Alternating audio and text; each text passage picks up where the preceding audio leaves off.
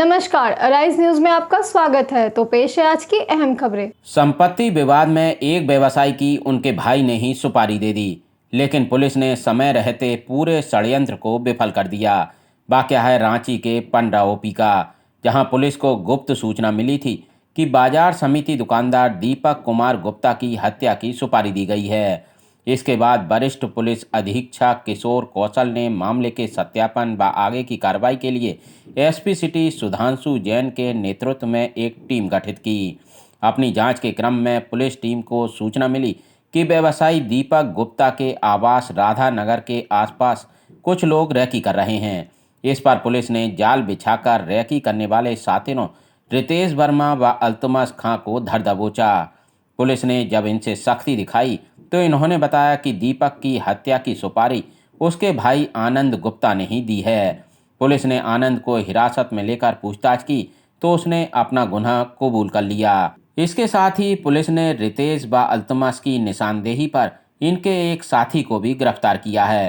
Police ने इनके पास से रिवॉल्वर व जिंदा कारतूस भी बरामद किए हैं। पुलिस के मुताबिक दोनों शातिर पुराने अपराधी रहे हैं। सूचना प्राप्त हुई कि दो अपराध कर्मियों को किसी एक व्यवसायी की हत्या करने का एक तरीके से सुपारी दी गई। इसको लेकर के सिटी एसपी के नेतृत्व में एक टीम का गठन किया गया और इस टीम ने लगातार उपलब्ध सूचना के ऊपर कार्रवाई की, उसका सत्यापन किया।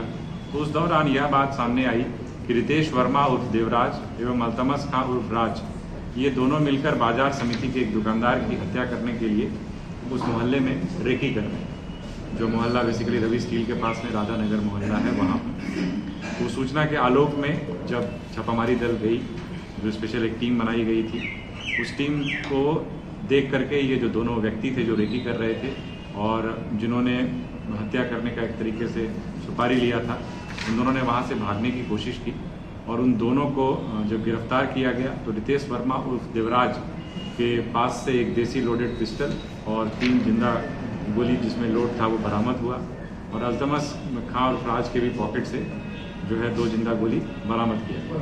इन दोनों की गिरफ्तारी की गई और जब इन दोनों से पूछताछ की गई, पूछताछ के दौरान यह बात सामने आई कि जो जिनके विरुद्ध बेसिकली इनको सुपारी दी गई थी, जिनकी हत्या बेसिकली इनके द्वारा की जानी थी, तो उसमें जो मुख्य जो किरदार है जिन्होंने इनको बेसिकली सुपारी दी थी या इस पूरे के पूरे षड्यंत्र का जिसने जो प्लानिंग किया था, वो उसका अपना भाई और जिसका नाम आनंद कुमार गुप्ता है।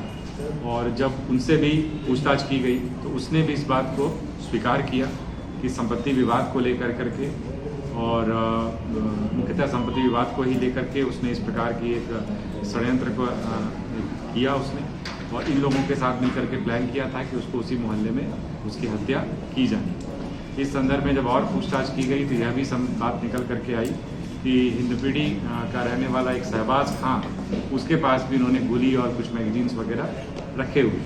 फिर उसके यहाँ भी जब छापामारी की गई तो उसके यहाँ से भी कुछ जिंदा गोली और जो है मैगजीन, जो हथियार बरामद हुआ है उसका मैगजीन भी वहाँ से हम लोगों को प्राप्त हुआ। तो ऐसा कह सकते हैं कि इस घटना का उद्भेदन करके कहीं न कहीं एक पूरी जो एक षड्यंत्र था एक व्यक्ति की हत्या करने का, एक व्यवसायी की हत्या करने का, उसमें घटना के घटित होने से पूर्व ही रांची पुलिस के द्वारा त्वरित कार्रवाई की गई, प्रोएक्टिव कार्रवाई की गई, जिससे कि व्यक्ति की जान भी बचाई जा सकी और एक पूरे आपराधिक षड्यंत्र का पर्दाफाश भी किया जा सका। इसमें जो एक व्यक्ति है रितेश वर्मा और देवराज का, उसकी क्रिमिनल हिस्ट्री भी रही है और पहले भी वो 5 मामलों में, जिसमें कि रंगदारी के मामले हैं, आर्म्स एक्ट के मामले हैं, लूट के मामले हैं, उन मामलों में वो पहले भी जेल जा चुका है। अल्तमस खां उर्फ राज भी 2015 में एक धोखाधड़ी के मामले में जेल जा चुका है। तो इस प्रकार से ऐसा कह सकते हैं कि इसमें से जो 2 लोग हैं उनका तो स्पष्ट तौर पर आपराधिक इतिहास, बाकी लोगों का आपराधिक इतिहास निकाला जा रहा है। कितने में सुपारी तय हुई थी? देखिए, सुपारी की जो बात की गई थी वो 3 लाख रुपए की बात की गई थी, जिसमें कुछ पैसे का भुगतान हुआ था और बाकी पैसे का भुगतान अभी किया जाना था। साथ ही साथ एक 4 व्हीलर गाड़ी देने की भी बात इसमें की गई। उधर रांची पुलिस ने गुप्त सूचना के आधार पर वरिष्ठ पुलिस अधीक्षक के निर्देश पर पुलिस उपाधीक्षक प्रकाश सोय के नेतृत्व में नशीले पदार्थों के एक सौदागर को 700 ग्राम अफीम के साथ गिरफ्तार किया है। आरोपी जब आईटीआई बस स्टैंड पर बस पकड़कर भागने की कोशिश कर रहा था तो पुलिस ने उसे धर दबोचा। अब पुलिस इसका नेटवर्क खंगालने में जुटी है। एआरआई न्यूज के लिए पवन मोदी की रिपोर्ट।